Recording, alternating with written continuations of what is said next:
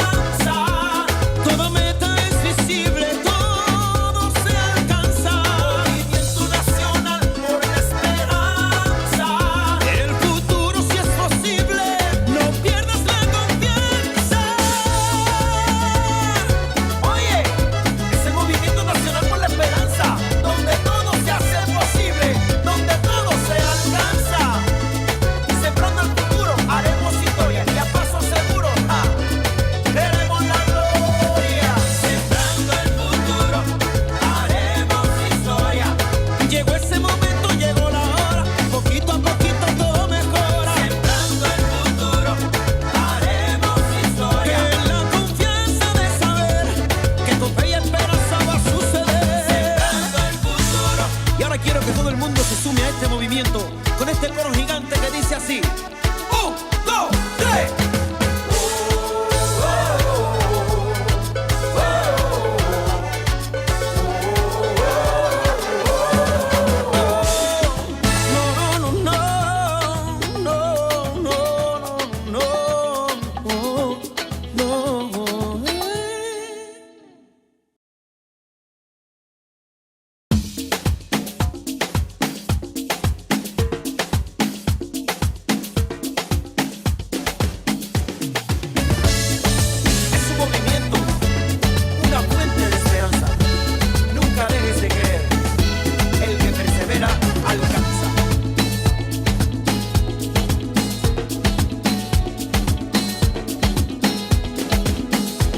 Llegado el momento, es el tiempo perfecto para juntos fomentar el buen vivir.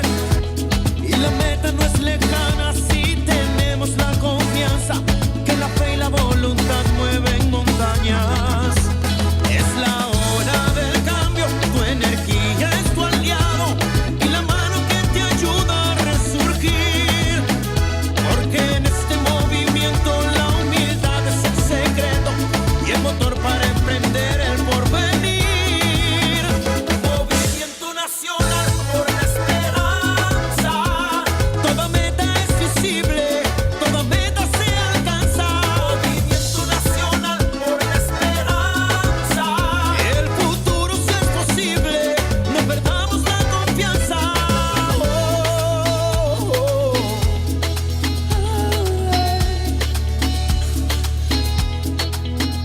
Porque en este movimiento la humildad es el secreto y el motor para emprender el porvenir.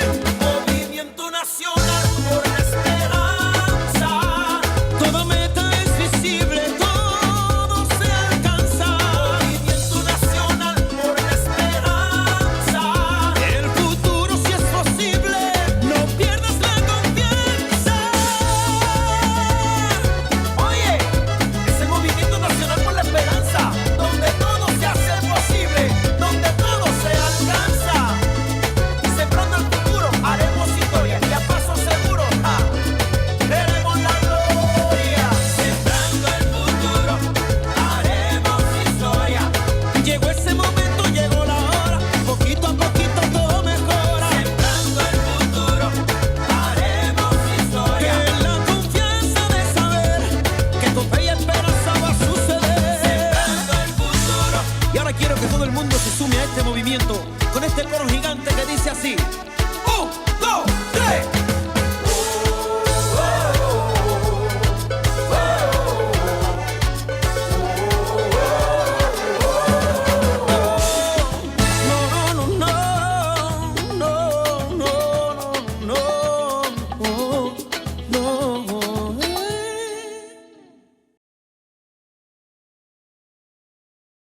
Para que puedan apoyar este evento.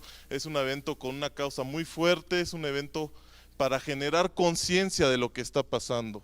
El humanismo mexicano también nos implica a que nada doloroso para los pueblos del mundo nos sea ajeno. Entonces, una cordial invitación a todos y a todas. Es en el Salón Caribe Lux, en la colonia El Santuario, sobre Avenida Ermita. Y les doy la dirección bien: calle San Pablo número 3, colonia El Santuario, en Iztapalapa. Está a 2 calles del metro Iztapalapa. Todos van a ser bienvenidos y bienvenidas y haremos llegar el flyer con la invitación. Muchísimas gracias, compañeros y compañeras. Muchas gracias, compañero Eduardo Calderón, por esta invitación. Nos vamos hasta Guerrero y le cedemos el micrófono al compañero Jacinto Sánchez. Muchas gracias, buenas noches a todas y a todos. El deporte es la base para la transformación en México.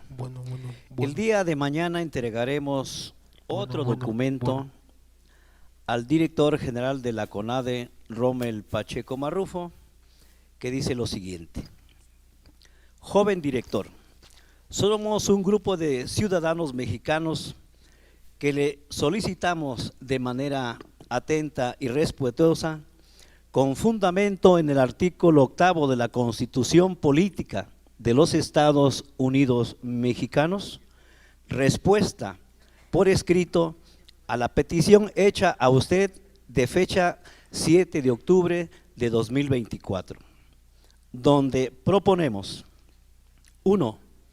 La creación de la Secretaría del Deporte y Cultura Física para que la CONADE inicie el trabajo jurídico y se presente la propuesta a la doctora Claudia Sheinbaum Pardo a la brevedad posible. 2. Se ha creado un programa federal que atienda a la juventud mexicana que muestre capacidades a temprana edad en el deporte. 3. Capacitación y certificación de los maestros de educación física de todos los niveles educativos en las escuelas públicas del país. 4. Se ha creado un programa federal donde la CONADE atienda a los deportistas en salud, nutrición, trabajo social, psicología deportiva, a todos los competidores que participan en la etapa municipal, estatal y regional de los Juegos Nacionales CONADE. 5. Se atienda a los deportistas que participan en todas las etapas de los Juegos CONADE con medicina deportiva, estudios de laboratorio, resonancia magnética y todo lo que requieran para que estén en óptimas condiciones en las competencias y se les dé seguimiento hasta su total recuperación, ya que algunos dejan de participar o se retiran de las competencias por lesiones. 6. Se amplíe del primero al sexto lugar la entrega de becas a los deportistas que participan en los Juegos CONADE, a los que representan a México en competencias de Juegos Centroamericanos, Panamericanos, Mundiales y Juegos Olímpicos y otros reconocidos por la CONADE y el Comité Olímpico Mexicano para que continúen su preparación hacia y el alto rendimiento. 7. La adecuación de centros deportivos de alto rendimiento en el estado de Guerrero. Nos entregue una copia de su programa de trabajo 2024-2030. 9. Los demás hechos en el documento en mención que sean de su competencia. Como integrante que fue de la Comisión de Deporte en la Cámara de Diputados del Congreso de la Unión, debe saber su responsabilidad al frente de una institución tan importante para el desarrollo físico e intelectual de las niñas, niños, jóvenes y adultos que practican el deporte en México, a quienes se les están violentando sus derechos humanos todos los días, al no tener la atención adecuada de los gobiernos municipales, estatales y federal. Lo invitamos a trabajar en equipo. Nosotros hemos estado luchando por años con la esperanza de que México salga del rezago deportivo en que se encuentra en comparación con otros países más pequeños y que tienen mejores resultados en los Juegos Olímpicos. Estaremos atentos a su amable respuesta. Compañeras y compañeros, gracias a que ustedes han participado desde el inicio en esta gestión deportiva, primero al presidente Andrés Manuel López Obrador, hoy nos vemos un poco con desánimo de que hay algunos funcionarios que no cumplen con la ley.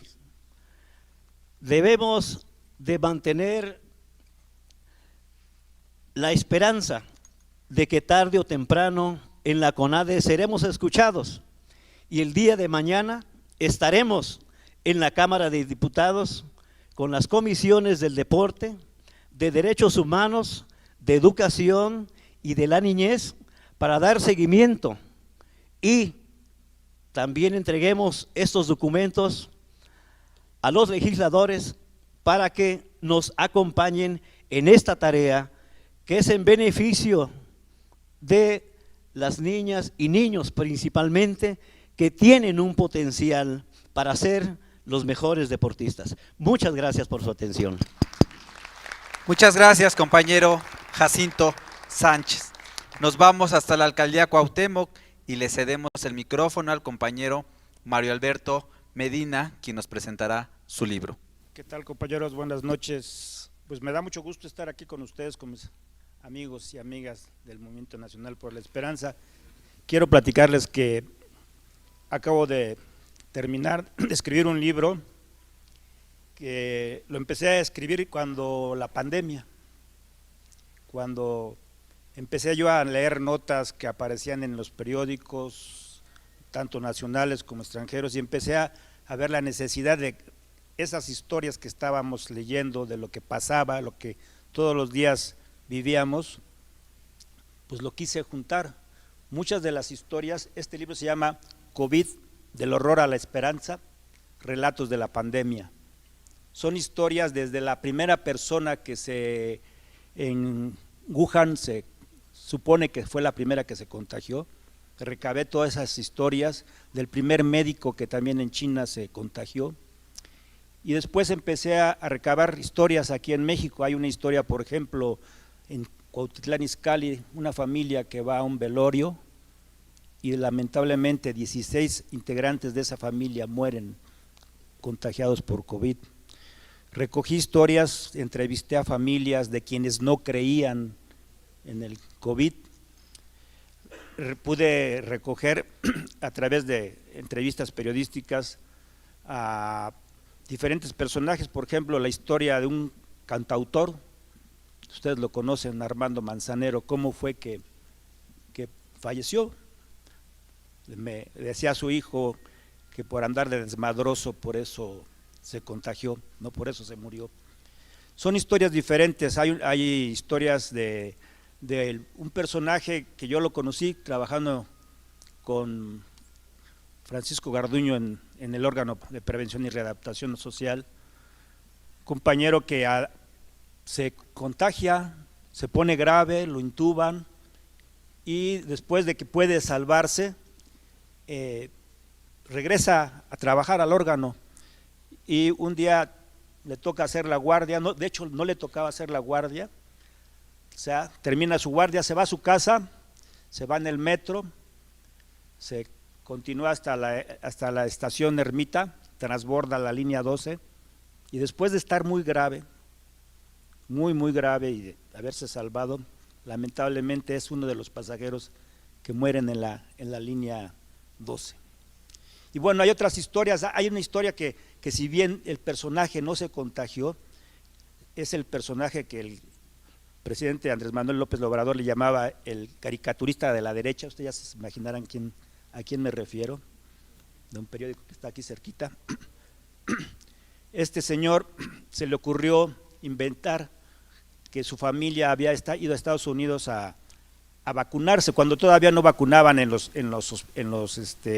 centros comerciales y en las farmacias, y entonces él dijo que su familia se había ido a vacunar a Estados Unidos, y para su mala suerte el gobierno tejano lo desmiente, ¿no?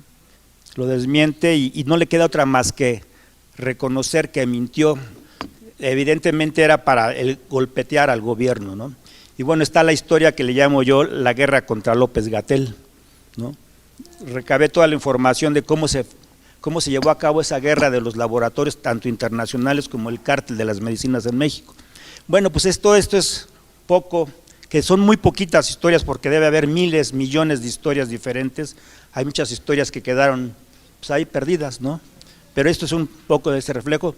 Se los platico, esto está el próximo sábado en la librería Rosario Castellanos, del Fondo de Cultura Económica, lo que era el Cine Bella Época. Este próximo sábado a las 6 de la tarde, si gustan acompañarme, ahí va a ser la presentación. Y si no, de todos modos, el próximo sábado, quien guste adquirirlo, por aquí estaré la próxima semana aquí para que quien lo quiera adquirir, aquí estaré con ustedes. Les agradezco. Gracias, profesor. Se llama COVID, del horror a la esperanza, relatos de la pandemia. Gracias. Muchas gracias, compañero Mario Alberto Medina. Nos vamos hasta Álvaro Obregón y le cedemos el micrófono a la compañera Citlali Hernández.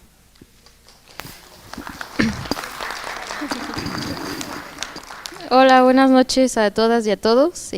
Bueno, primero le agradezco de corazón al profesor René Bejarano por darme la oportunidad de estar aquí con las y los compañeros que han dado la lucha desde ya hace mucho tiempo junto con él y por supuesto con la organización. También agradecerle por escuchar y abrirse al diálogo para seguir construyendo espacios para las juventudes. Por supuesto que no solo se trata de escuchar, sino de seguir implementando estrategias y propuestas para mejorar los derechos de las y los jóvenes. Hoy en día el gobierno de la 4T nos ha abierto camino para que se nos permita participar políticamente. Sin embargo, pienso que solo es el comienzo y nos falta mucho por trabajar la inclusión de las juventudes. Yo me pregunto, ¿por qué los jóvenes no se interesan en la política? Los jóvenes se han vuelto apáticos a causa del rechazo y de la exclusión. Actualmente, el porcentaje de jóvenes de 18 a 30 años de edad representa un 27% de la población, del cual solo en 1% ocupa un cargo público. ¿Cuándo vamos a empezar a trabajar para que los jóvenes se integren, pero sobre todo para que seamos tomados en cuenta en decisiones que nos competen a todos? En tiempos electorales nos utilizan para promover el voto, para repartir propaganda. ¿Cuándo dejaremos de ser espectadores y comenzaremos a ser protagonistas, a aspirar a un cargo público?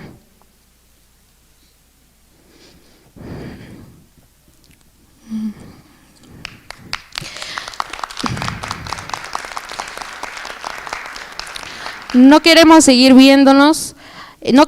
viendo a los mismos políticos de siempre, de saltar de un partido político a otro, y que además se les otorgue una candidatura como si de un premio se tratase.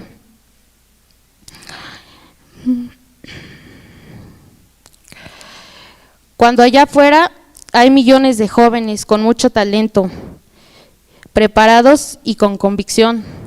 Tenemos la oportunidad de cambiar esta narrativa, de cambiar un sistema con el que no nos sentimos identificados. Necesitamos asegurar que nuestras luchas sean reconocidas. No solo queremos ser el futuro de México, queremos ser el presente porque sabemos que tenemos el potencial. Y a pesar de que nosotros fuimos del 40% de quienes llevamos a la victoria a la primera presidenta de México, no queremos seguir siendo una cuota. Hagamos memoria y recordemos que nuestra lucha viene desde el 98, logrando preservar la universidad pública, pese a los intentos de privatizarla, y ahora nuestra lucha es poder ampliar la matrícula. Muchos jóvenes no han podido ingresar a la universidad porque pareciera que la educación es un privilegio, no un derecho. Y por otro lado, la consigna del 68, que fue que se democratizara más el poder. Actualmente se ha podido elegir a nuestra presidenta, a nuestra jefa de gobierno, incluso lo podemos ver ahora con el Poder Judicial. Pero en nuestra máxima casa de estudios, los estudiantes no podemos escoger al rector. Necesitamos construir las bases de nuevas políticas públicas para que las futuras generaciones tengan aseguradas las oportunidades. No puede haber transformación si no hay juventudes. Quiero terminar con una frase que dijo Salvador Allende: ser joven y no ser revolucionario es una contradicción hasta biológica.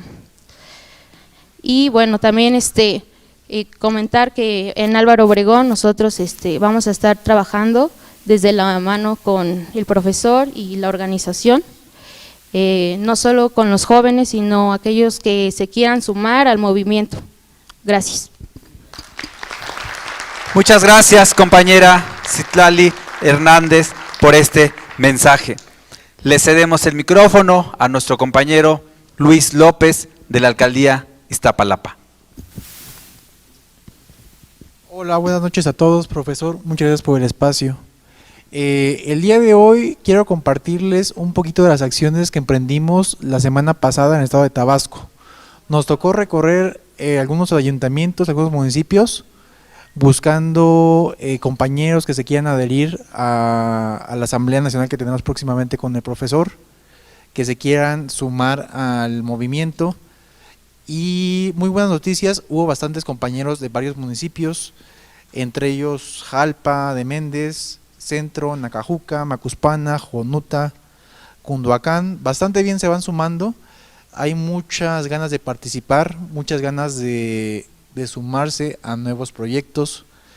También recientemente en Tabasco hubo un cambio de dirigencia, y aquí con lo que la compañera decía del cambio de relevo generacional, en Tabasco ya está pasando en muchas partes.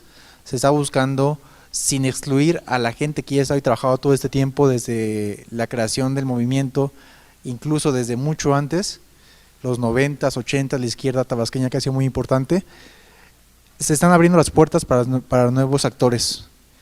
Se ha comenzado el recorrido por todo el estado, buscando renovar la estructura, que la gente, el movimiento no se estanque, no se acomode en el poder y ya deje a la suerte la transformación, sino un movimiento continuo. Hubo varios proyectos que se están consolidando, muy ambiciosos. Uno de ellos es una planta recicladora que va a beneficiar aproximadamente a 4 municipios. Eso involucra un trabajo conjunto entre varios municipios y el estado, y eso es bastante bueno para Tabasco.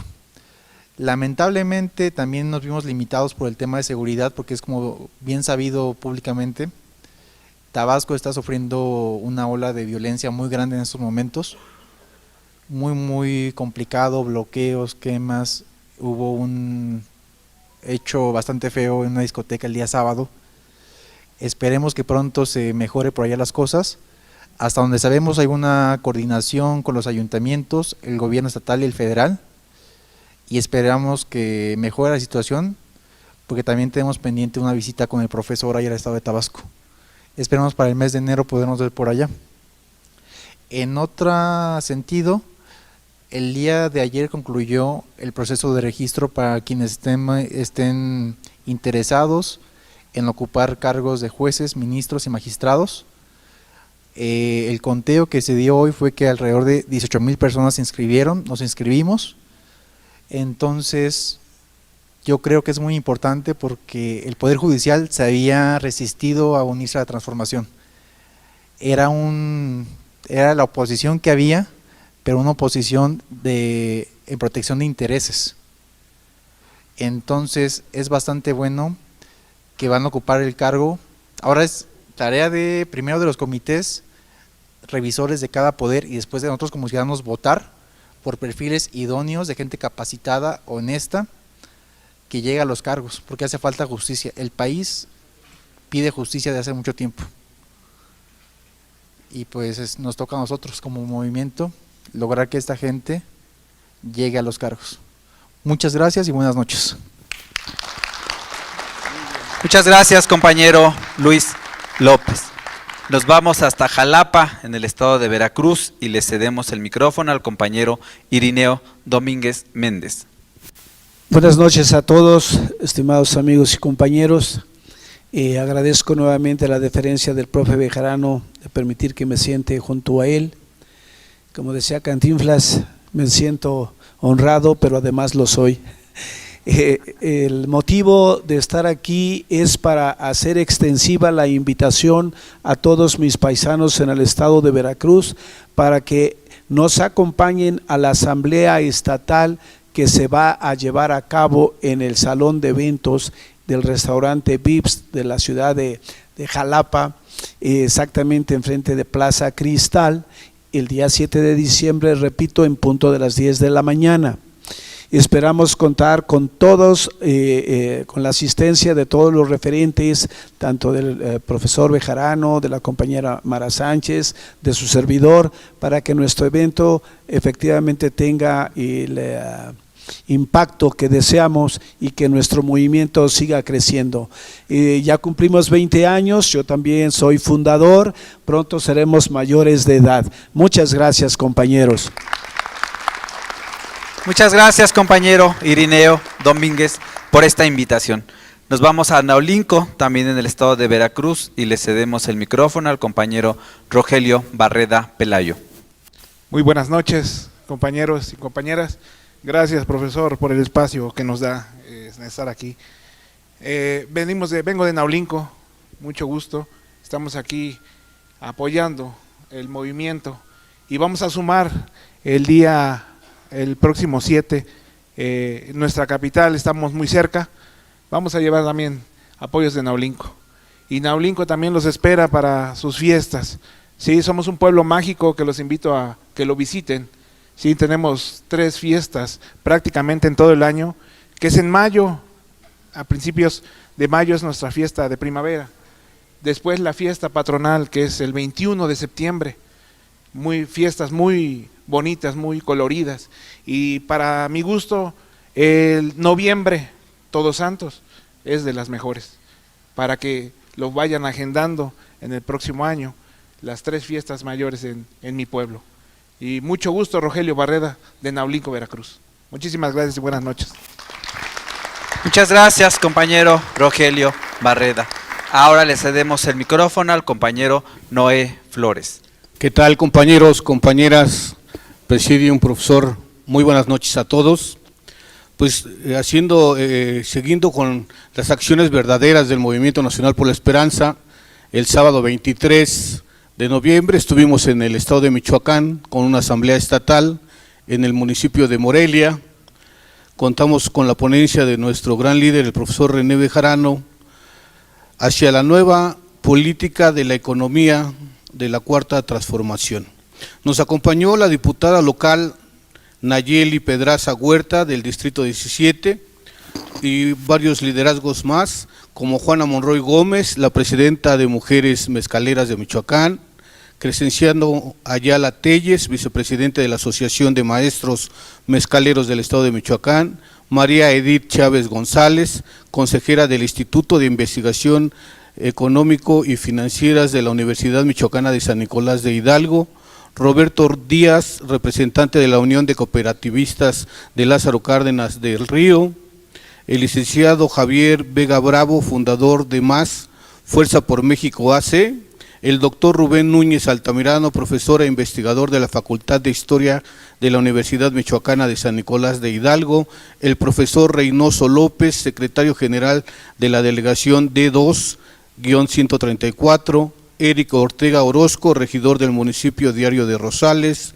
Alan Farid Ortiz Tapia, aspirante a jefe de tenencia de Tancícuaro, el arquitecto Gilberto Pizarro Pineda, director de proyectos de MIDA, participante de proyectos de la Utopía de la Delegación Iztapalapa, Ciudad de México, el ingeniero Juan Carlos Mosqueda, encargado de redes y seguridad de catastro del Registro Público del Estado, como muchos líderes más, y agradezco con mucho cariño y respeto al ingeniero Ricardo Aguilar Huerta y al ingeniero Alejandro Rodríguez García, que fueron los anfitriones y coordinadores, organizadores en el estado de Michoacán.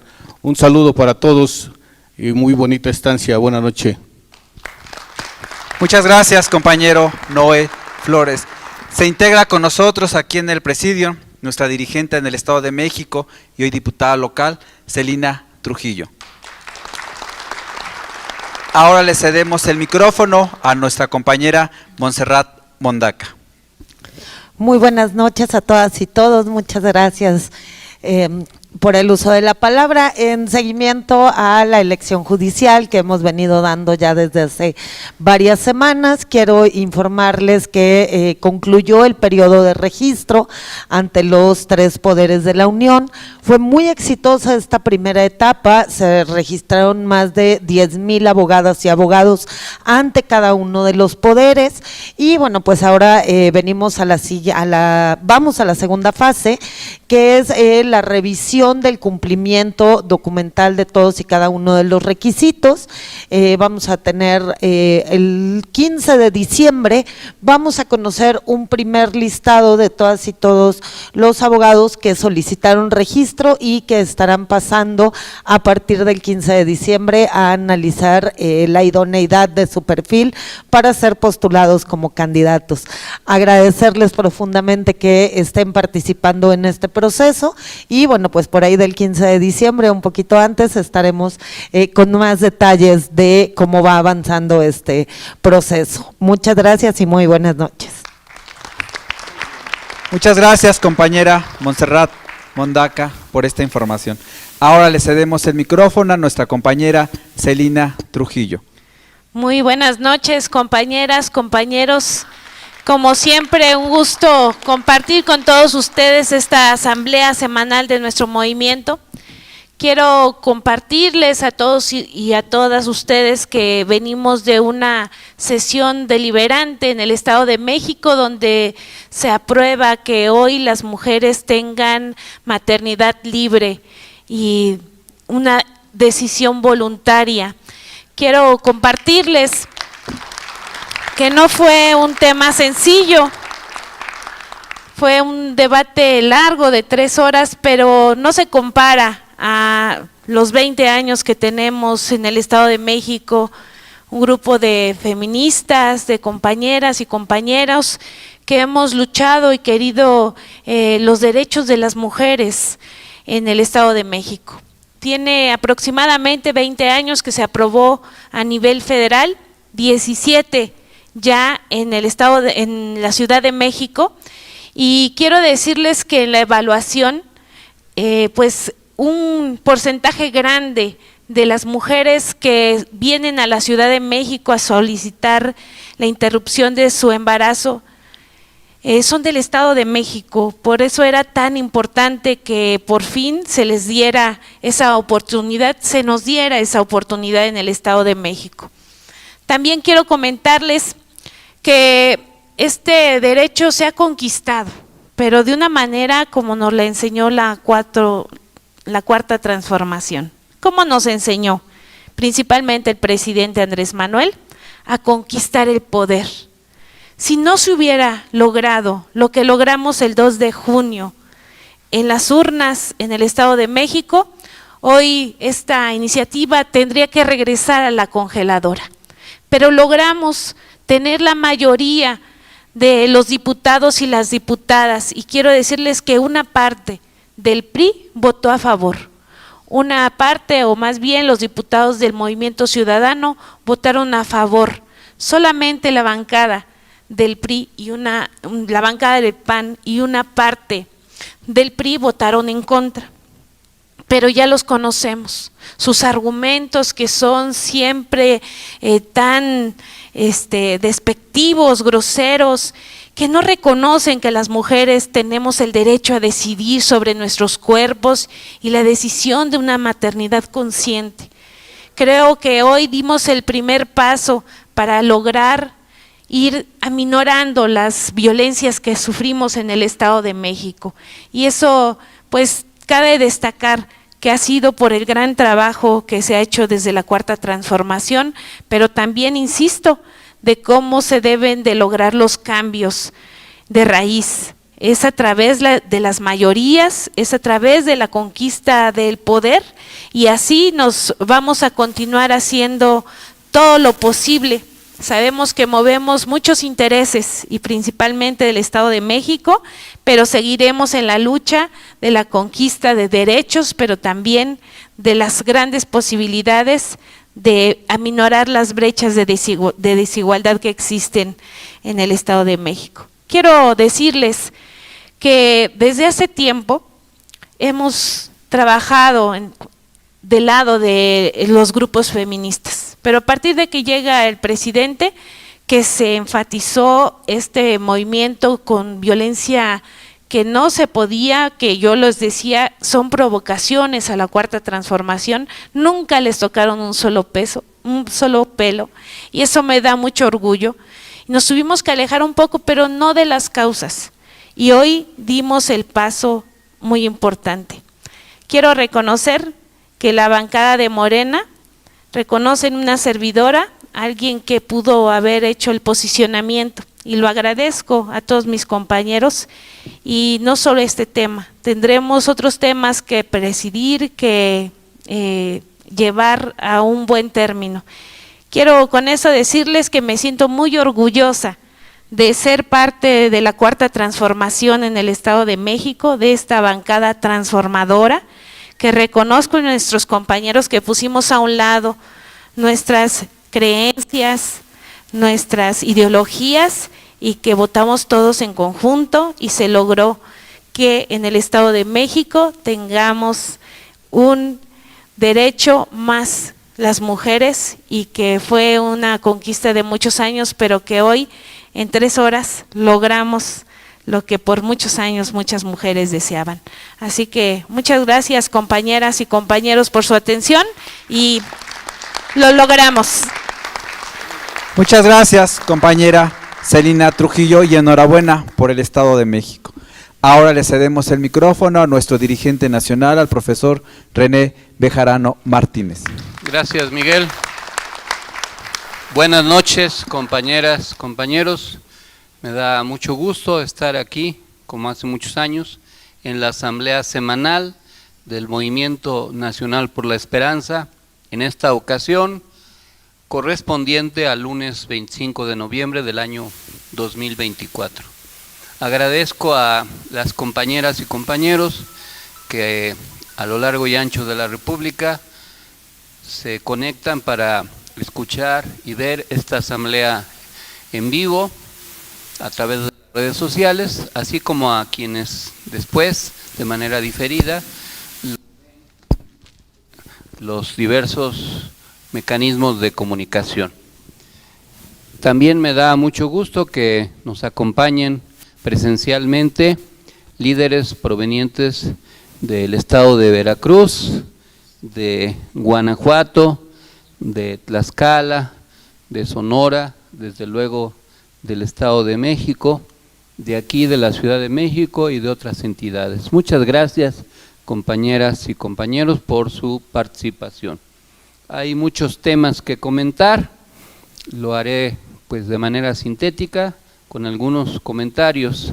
Desde luego ya tienen ustedes la presentación que a través de los chats de WhatsApp o de las redes sociales se les hace llegar para que ustedes tengan oportunidad de revisarlo con más detenimiento. El primer tema se refiere al llamado que hizo nuestra presidenta Claudia Sheinbaum a lograr la paz en la región de Rusia y Ucrania, toda vez que se escaló ese conflicto por la autorización que hubo por parte de Estados Unidos y algunos países de la OTAN para utilizar algunos misiles, y la respuesta que hubo por parte del gobierno ruso para utilizar otros, y el riesgo de que de esto, otros similares, el riesgo es que esto se escale todavía más. Esperemos que se pueda avanzar en pláticas de paz, y paradójicamente hay una esperanza, porque ya ven que a veces los gobernantes no siempre son lo que parecen, y en el caso de Estados Unidos, el gobierno de Biden pues fue el que escaló ese conflicto, lo mismo que otros, y existe la esperanza, aunque sea lejana, de que durante el gobierno de Trump se empiece a resolver esa problemática. No es un asunto menor, porque el grado de riesgo es alto. Si acaso alguien decide utilizar alguna arma nuclear y eso pudiera ser catastrófico para toda la humanidad. En otro tema, en el marco de la reunión del G20, la presidenta Claudia Sheinbaum solicitó al presidente Biden, presidente de Estados Unidos, que hiciera llegar la información de todo el operativo que se hizo para la detención y el traslado de el Mayo Zambada. La respuesta pues no se ha recibido, no hubo una respuesta directa y no se percibe que vaya a suceder. Sin embargo, las secuelas de esa acción pues se están viviendo ahora ahí en Sinaloa por todo el conflicto que se detonó al respecto.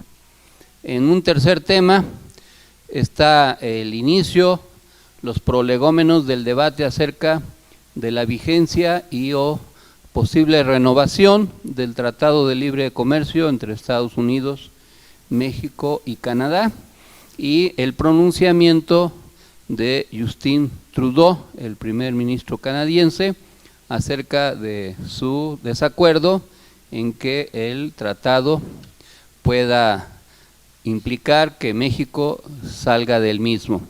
Esto forma parte de una discusión política. Hoy mismo Trump anuncia que quiere generar aranceles del 25% por los migrantes que ingresan a Estados Unidos, desde Estados Unidos o desde Canadá, pero eso forma parte de un debate y ya veremos cómo es que se presenta y cómo evoluciona ya cuando tome posesión el nuevo presidente. En cuarto lugar, en el marco de la sesión del grupo G20, de los 20 países con mayor nivel de industrialización, se hizo una propuesta muy interesante por parte de nuestra presidenta para destinar un porcentaje de 1% del presupuesto armamentista a un programa de reforestación que emularía al programa Sembrando Vida y que tendría una repercusión muy importante en el cambio climático. También, como ya se ha venido diciendo, están en curso las diversas determinaciones jurídicas en el Instituto Nacional Electoral y otras instancias, así como en el Poder Legislativo y Judicial, que se pueda lograr la votación de los nuevos jueces, ministros, magistrados el 1 de junio. Hay algunos temas que están a debate, por ejemplo, el que el INE está pidiendo que se retrase esa votación, lo cual no se ve viable.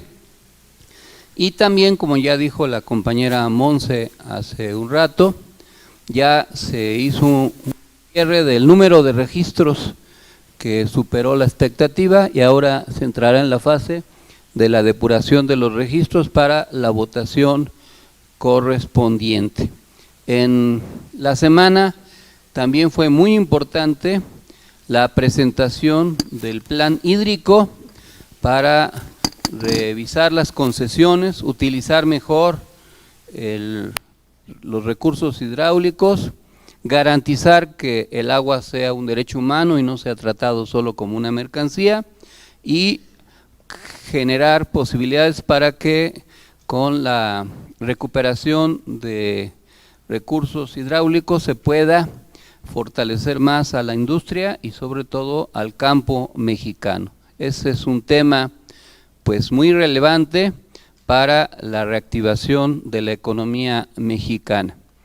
Como ya se ha comentado, se lanzó la campaña Es Tiempo de Mujeres sin Violencia, que incluye compromisos en los estados.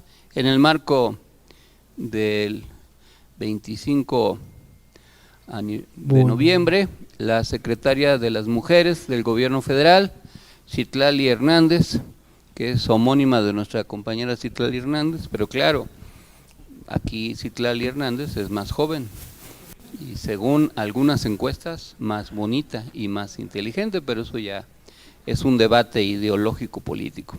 Pero ya en serio, se presentó la campaña del gobierno federal, Es tiempo de mujeres sin violencia, la cual incluye 10 compromisos con gobiernos estatales, entre ellos la coordinación permanente en los 3 órdenes de gobierno, capacitaciones de servidores públicos, la garantía de la atención adecuada a mujeres en situación de violencia, entre otros. Citlali Hernández, la secretaria de las Mujeres, hizo un llamado a toda la sociedad para participar en la transformación de las conductas cotidianas que entre comillas parecen normales, pero que en realidad forman parte de un esquema de violencia en el marco de una sociedad patriarcal. Esto pues es una parte fundamental de la agenda. Qué bueno que se sigue avanzando.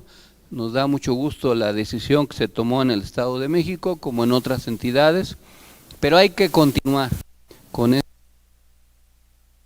apoyo a las mujeres, que incluye la concientización de hombres y mujeres.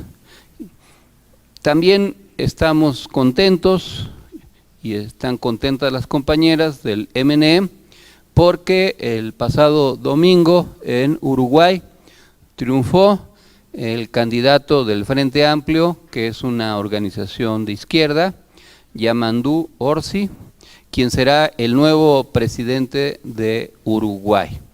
Esto es muy importante porque es la recuperación para la izquierda de una zona relevante en el mapa de la geopolítica. Recordemos que ya hubo un gobierno de izquierda durante 12 años en Uruguay, pero que lamentablemente en el año 2020 se perdieron las elecciones y ahora la izquierda regresa al poder en Uruguay. Hay que aprender de esas lecciones. El triunfo de Orsi en Uruguay sirve para potenciar esta transformación, para seguir fortaleciendo a la izquierda en el continente. Hay 2 elecciones relevantes siguientes. Una es en Ecuador, en donde el presidente Noboa pues ha venido enderezando un conjunto de políticas antipopulares y agresivas, y creemos que la candidatura de la Revolución Ciudadana y sus aliados pueda ahora en esta ocasión sí alzarse con el triunfo. Y nos preocupa el deterioro de la izquierda en Bolivia por el conflicto cada vez más fuerte entre Luis Arce Catacora, el actual presidente, y Evo Morales, el expresidente, ambos en búsqueda de su posible reelección, pero han roto los marcos del entendimiento político en la izquierda y se ha venido degradando la situación, y además en Bolivia pues hay una situación económica difícil, y todo eso puede ser aprovechado por la derecha para que en un país que fue emblemático por el triunfo de la izquierda, por ser un país pluricultural, multiétnico, por haber avanzado en muchas políticas públicas progresistas, ahora haya una regresión, no tanto por la recuperación de las derechas, sino por la división de las izquierdas. Ojalá impere la cordura, la sensatez, la madurez, la responsabilidad. Han habido muchos llamados en ese sentido, pero desgraciadamente hasta ahora no ha habido el eco suficiente para lograrlo, pero pues hay que intentarlo. Estamos también muy satisfechos porque el gobierno de Claudia Sheinbaum tiene un nivel de aprobación por arriba del 70%. Según diversas encuestas, en alguna de ellas del 74%, lo cual refleja pues un excelente desempeño. Claro, se está empezando, sin embargo, es fundamental continuar. En las tareas del Movimiento Nacional por la Esperanza, esta semana tuvimos algunos aspectos relevantes.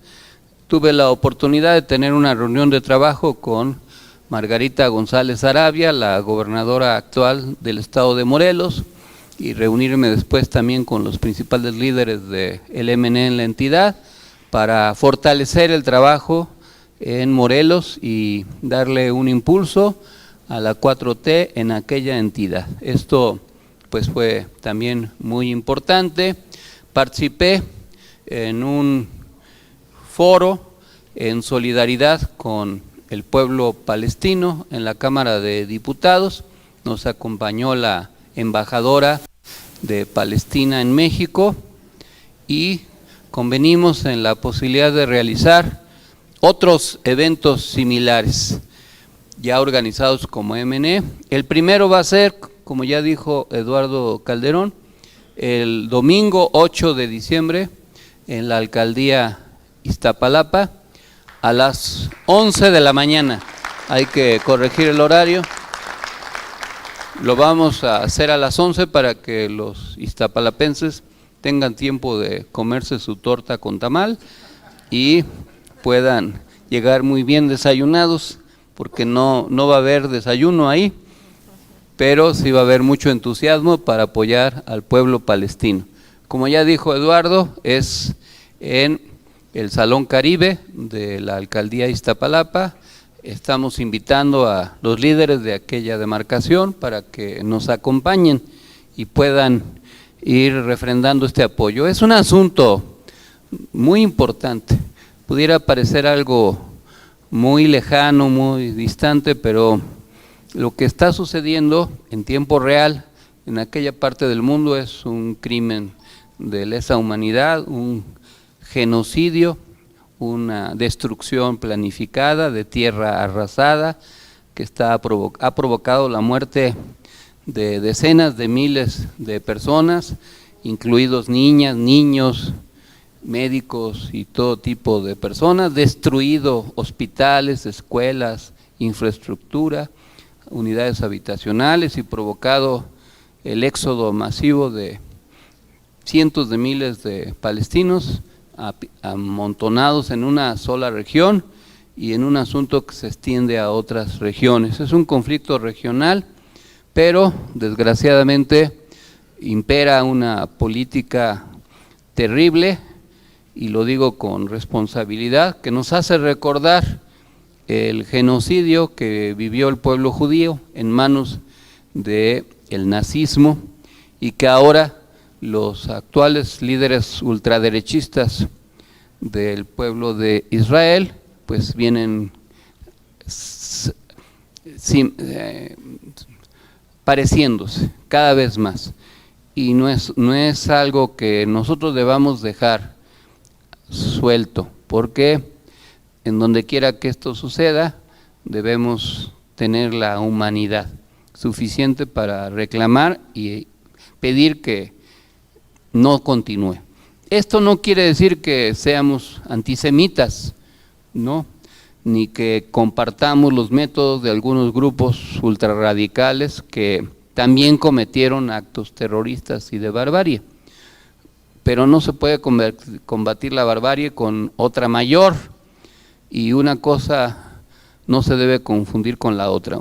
No somos antijudíos ni antisemitas, sí antisionistas, que es una ideología de supremacía racial, que es algo parecido a la supremacía racial que se defendió durante la Segunda Guerra Mundial.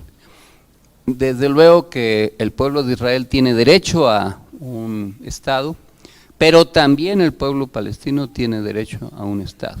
Y prácticamente la inmensa mayoría de las naciones en el mundo reconocen al Estado palestino, pero es el gobierno norteamericano y su aliado Israel los que han venido obstaculizando este proyecto de consolidación nacional.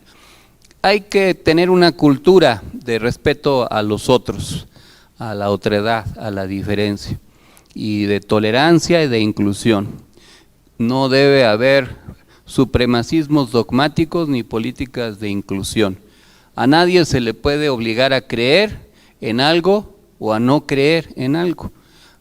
Tenemos que respetar la libertad de pensamiento y de creencias. Y si alguien es de una determinada orientación religiosa y otras personas son de otra orientación o no tienen orientación religiosa, se debe respetar. Cada quien tiene derecho a vivir y a creer en lo que considere más pertinente. Pero no se puede pretender exterminar a una religión o mucho menos a un pueblo. Así como no se pudo exterminar al pueblo judío a pesar de que se eliminaron a 6 millones en la Segunda Guerra Mundial, tampoco se va a poder eliminar al pueblo palestino a pesar de que desde 1948 se les viene excluyendo, persiguiendo y asesinando. La religión se ha convertido también en un tema político y económico y tiene que haber una política de tolerancia y de inclusión y nosotros vamos a defender eso. Vamos a recorrer la ciudad, empezaremos el 8 de diciembre en Iztapalapa a las 11 en ese encuentro, pero vamos a pretender hacer 16 encuentros de solidaridad con el pueblo palestino en las 16 alcaldías de la ciudad. Les voy a proponer a los compañeros de Álvaro Obregón, y aquí aprovechando que están varios líderes, a que el domingo 25 de enero del año que viene, del 25 de enero del 2025, podamos hacer uno allá en la alcaldía Álvaro Obregón, y así podamos hacerlo en Azcapotzalco, en la Benito Juárez, en Cuauhtémoc, en Coyoacán, en Coajimalpa, en Gustavo Amadero, en Iztacalco, en la Magdalena Contreras, en Miguel Hidalgo, en Milpalta, en Tláhuac, en Tlalpan y en Xochimilco. Y ya de ahí pues nos vamos y colonizamos los Reyes, La Paz. Pero ya en serio vamos a trabajar para lograr esa organización y es para explicar también ante la gente de qué se trata. Este es un esfuerzo de solidaridad, pero también de concientización y de educación política y social, porque las políticas de la ultraderecha son intolerantes y exclusionistas y buscan acabar con los demás. Los whitexican, como les dicen a los que se creen superiores por el color de su piel, que en México existen y hay muchos, son partidarios del racismo y de la discriminación, y nosotros tenemos que apelar al respeto a todas las diferencias y que a nadie se discrimine ni por su edad, ni por el color de su piel, ni por su educación, ni por su apariencia, ni por su creencia religiosa, ni por su origen. Todos debemos formar parte de una comunidad en donde podamos vivir con armonía, respetando nuestra diferencia y poniendo el acento en lo que nos une y no en lo que nos pudiera dividir. Y esto es algo que forma parte de la cultura democrática de la izquierda. La izquierda siempre ha sido defensora de las libertades democráticas y podemos tomar este ejemplo para explicarlo también en nuestro contexto. Y no se trata de una campaña antisemita o antijudía, pero sé que hay muchas personas de origen judío que no están de acuerdo con lo que hace su gobierno, el gobierno de Netanyahu. Y también sé que hay muchas personas de origen árabe o palestino que tampoco comparten los métodos bárbaros de algunos grupos terroristas. Se tiene que poner el acento en lo que nos incluye. Y por eso, sin descuidar los temas nacionales, también hay que hablar de algunos asuntos internacionales aplicados a nuestra propia realidad. y que sirva todo esto para organizarnos más y mejor, que sirva para potenciar nuestro trabajo en cada alcaldía. Empezamos en la hermana República de Iztapalapa, pero de ahí, desde Iztapalapa para el mundo, vamos a fortalecer este trabajo. Como ya dijo nuestro compañero Noé, tuvimos un evento muy importante allá en Morelia, Michoacán, con los líderes que a nivel estatal hay del MNE en la entidad. Nos acompañaron síndicos, regidores, alcaldes, dirigentes sociales, dirigentes políticos. Fue una reunión en donde les presenté una ponencia que mandé a través de los chats y que ojalá puedan revisar. Es acerca de la nueva política económica de la Cuarta Transformación. Los temas económicos no son asuntos de especialistas, todos también debemos conocer de esta problemática, porque algunos de los proyectos políticos naufragan porque se descuida la actividad económica. Una de las causas por las cuales la izquierda perdió el poder en Argentina fue porque no hubo estabilidad económica. Y en México tenemos que ser muy cuidadosos con este asunto y blindar el proyecto de la 4T, y ahí hay un conjunto de reflexiones que son polémicas, que requieren discusión y debate. Por ejemplo, acerca de la llamada reforma fiscal. De la época de la independencia se ha recuperado en los discursos el lema incluido por José María Morelos y Pavón en Los sentimientos de la nación, acerca de que era necesario moderar la opulencia y la indigencia. Es decir, que hubiera menos pobres y menos ricos, o que los ricos fueran menos ricos y los pobres menos pobres. Durante el gobierno de Andrés Manuel López Obrador, sin duda se avanzó mucho en disminuir tanto la cantidad de personas en situación de pobreza como en el nivel de pobreza. Y esto lo reconocen diversas dependencias, autoridades nacionales e internacionales. Pero paradójicamente, el caudal de la riqueza de los hombres y mujeres más ricos del país creció, y creció enormemente. Y el asunto está en si eso pudiera ser una fuente de recursos adicionales. Entiendo, como los dirigentes políticos lo entendemos, que hay temor a que si se anunciara, por ejemplo, una medida para reducir el monto del cobro de las comisiones por los servicios bancarios, eso pudiera generar volatilidad en los mercados, fuga de capitales.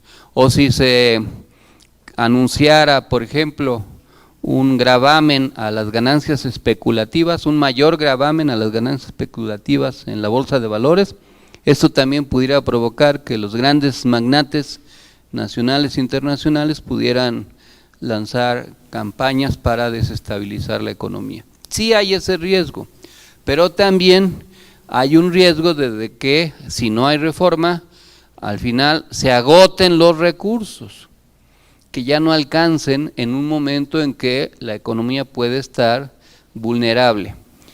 ¿Cuál ese momento pudiera ser? Pues no provocado por factores internos o endógenos, como les gusta decir a los economistas, sino por factores externos. Hay un viejo dicho que dice que cuando Estados Unidos le da gripa, a México le da pulmonía. Y nosotros somos todavía una economía muy dependiente. Y en otros años, cuando han habido problemas económicos, por ejemplo, de depresión en Estados Unidos, eso repercutió en la economía mexicana.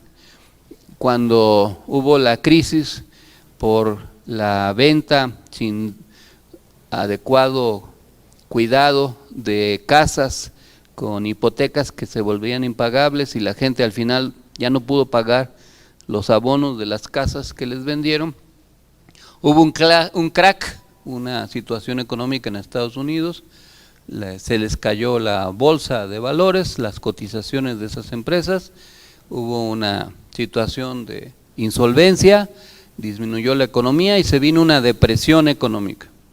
Y esa depresión nos afectó a nosotros también. Si en Estados Unidos por factores de diverso tipo también se presenta un fenómeno así, a lo mejor podríamos tener un problema de la contracción de la actividad económica. Y si se contrae la actividad económica, se disminuye el presupuesto, porque las empresas pagan menos impuestos, la gente consume menos, disminuye el pago de IVA, y cuando hay contracción económica, la gente lo primero que deja de pagar son sus impuestos. Y eso puede reducir el monto de los ingresos. Y estamos en una situación vulnerable porque no podemos elevar el déficit, y también nuestro nivel de endeudamiento está en una situación crítica por la herencia del endeudamiento tanto de los estados como del gobierno federal de años anteriores y principalmente del FOBAPROA. Entonces todos estos temas hay que analizarlos, porque no se puede prolongar indefinidamente seguir promoviendo más y más programas sociales si es que la base económica no se incrementa, si es que no hay más industria, más empleo, si no se capacita más a la gente y si no se modifica la estructura fiscal. Ahora que estaba en Michoacán les decía que muchos estados, entre otros Michoacán, tienen una hacienda pública local muy débil, es decir, cobran muy pocos impuestos y la mayor parte de sus ingresos o sus recursos para gasto provienen del gobierno federal.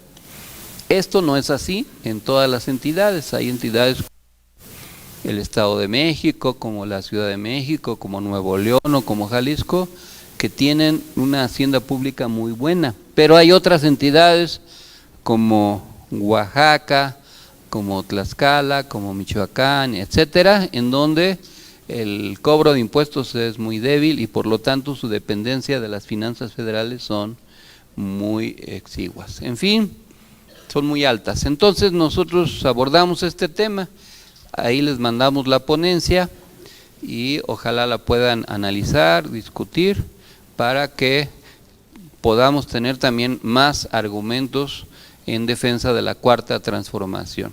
Sobre todo en el contexto de lo que viene, se va a aprobar durante las próximas semanas el presupuesto de egresos de la Federación. Y la derecha va a lanzar un conjunto de especulaciones que la mayor parte son falsas. Nosotros no nos estamos haciendo eco de la derecha, eso no es lo que... Dirigente de la izquierda responsable tiene que ser crítico y analítico, sin caer en volverse cómplice de los discursos de la oposición. Y la economía pues es un asunto fundamental que tiene que irse modificando. Es otro debate en el nivel ideológico el que existe acerca de si los gobiernos progresistas solo son administradores del neoliberalismo y si se puede ir erradicando el neoliberalismo de nuestros países, y no solo con algunas modificaciones de política económica, sino ya con la construcción de un nuevo modelo económico en el marco de la economía global. Eso es lo que se haya dado en llamar el humanismo mexicano, que abarca muchos aspectos, pero entre otros el tema económico, porque para que haya una política humanista tiene que haber solidez económica, y eso implica romper las cadenas de dependencia y, entre otras cosas, generar una economía mucho más productiva, más capaz, con menos vicios. Por ejemplo, somos un país enorme territorialmente hablando, pero la mayor parte del maíz que consumimos es importado. Ese es un problema grave. ¿Es una contradicción o no? No solo por el valor simbólico que tiene el maíz, sino por el efecto económico. Sí, exportamos muchos aguacates, pero importamos mucho maíz. ¿Es deseable y posible ser independientes en la producción de nuestros alimentos? Lo que en otros términos se conoce como soberanía alimentaria.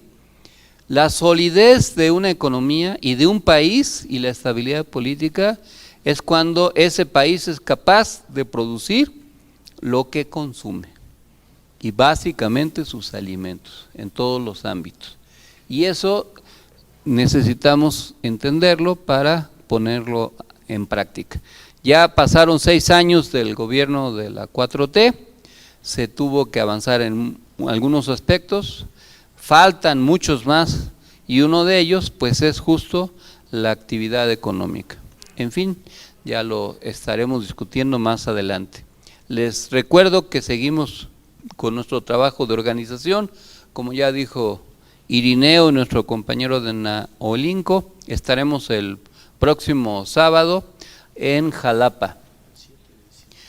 Ya saben que solo Veracruz, el bello, ya lo dijo el Santo Papa, y lo dijo voz en cuello, y su capital, Jalapa. Jalapa con X.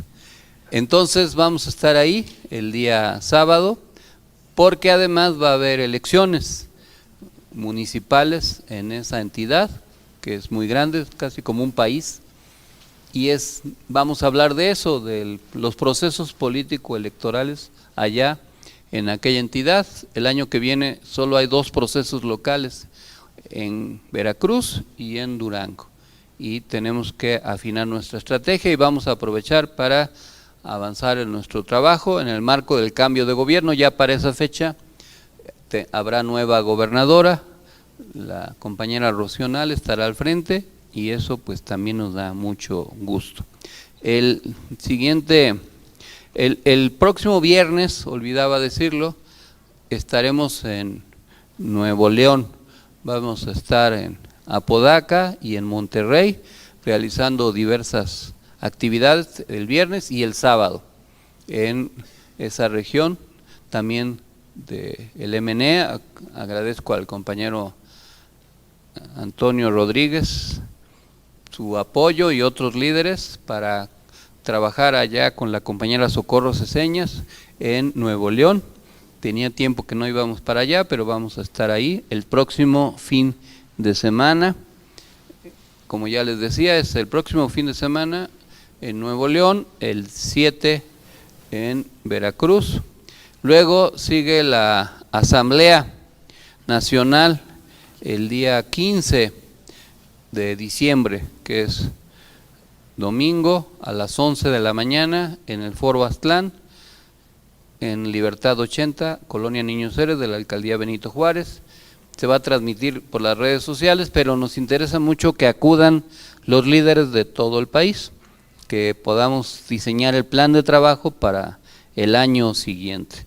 Al día siguiente vamos a hacer la cena baile de fin de año aquí en el Salón Le Crillon a partir de las 8 de la noche, y como les habíamos dicho, para tratar de financiar, aunque sea parcialmente la fiesta, estamos rifando un jaguar, que no es un animal vivo porque eso está prohibido, sino un coche de esos que da miedo subirse, porque si te subes y te ven, te pueden asaltar. Entonces, pero hay gente que sí puede usarlos, y queremos reiterarle la invitación para que compren los boletos. Se han vendido muy pocos, esperemos que durante las próximas semanas se puedan vender un poco más. Ya algunas compañeras y compañeros han comprado algunos boletos, pero todavía estamos muy lejos de la meta. De todos modos, vamos a hacer la fiesta.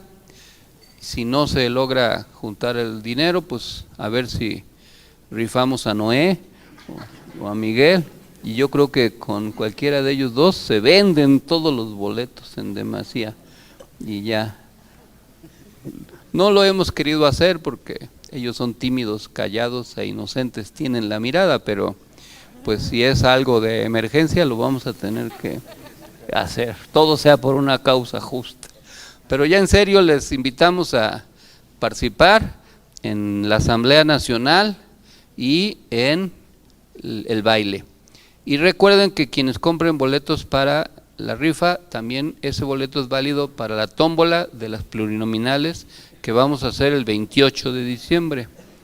Entonces, conserven su boleto porque ese va a ser válido para esa tómbola el 28 de diciembre.